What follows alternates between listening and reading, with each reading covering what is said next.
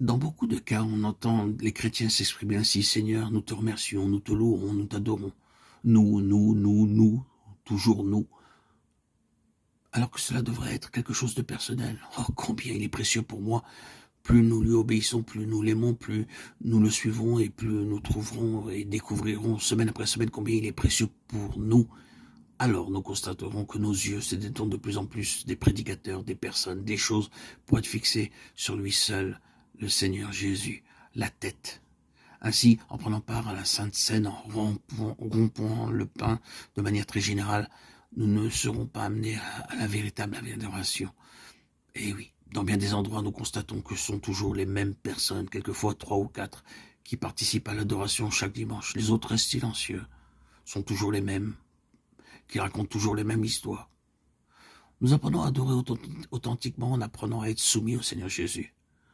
Comme il est écrit, et tous les Lévites qui étaient Chantres, Asaph, Éman, Géduthun, leurs fils et leurs frères, revêtus de byssus, se tenaient à l'orient de l'autel avec des cymbales, des luttes et des harpes, et avaient auprès d'eux 120 sacrificateurs sonnant des trompettes. Et lorsque ceux-ci qui sonnaient des trompettes et ceux qui chantaient s'unissaient d'un même accord pour célébrer et pour louer l'Éternel, firent retentir les trompettes, les cymbales, les autres instruments et célébrèrent l'Éternel par ses paroles, car il est bon, car sa miséricorde dure à toujours. En ce moment, la maison de l'Éternel fut remplie d'une nuée. Les sacrificateurs ne purent pas y rester pour faire le service à cause de la nuée, car la gloire de l'Éternel remplissait la maison de Dieu. 2 Chroniques 5, 12, 14. Ainsi, tous ces sacrificateurs durent sortir de la maison de Dieu lorsque la nuée de la gloire descendit pour la remplir. Cela signifie que le Seigneur Jésus-Christ, qui est l'arche de l'Alliance, doit recevoir en tant que chef suprême, en tant que tête de l'Église, la place tout entière dans toutes nos activités, non pas seulement le dimanche matin pour une demi-heure, mais jour après jour, dans notre vie privée, notre vie de famille, notre vie d'église. Alors nous est-il dit, le roi Salomon se mit à prier pour toutes sortes de besoins.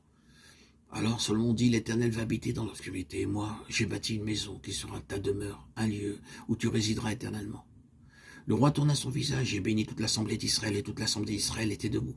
Et il dit, béni soit l'Éternel, le Dieu d'Israël, qui a parlé de sa bouche à David, mon père, et qui accomplit par sa puissance ce qu'il avait déclaré en disant, depuis le jour où j'ai fait sortir mon peuple du pays d'Égypte, je n'ai point choisi de ville parmi toutes les tribus d'Israël pour qu'il y fût bâti une maison où résida ton nom. Et je n'ai point choisi d'homme pour qu'il fût chef de mon peuple d'Israël. Mais j'ai choisi Jérusalem pour que mon nom y résidât. Et j'ai choisi David pour qu'il régnât sur mon peuple d'Israël. Salomon se plaça devant l'autel de l'Éternel en face de toute l'assemblée d'Israël et il étendit ses mains. Car Salomon avait fait une tribune d'airain et l'avait mise au milieu du parvis.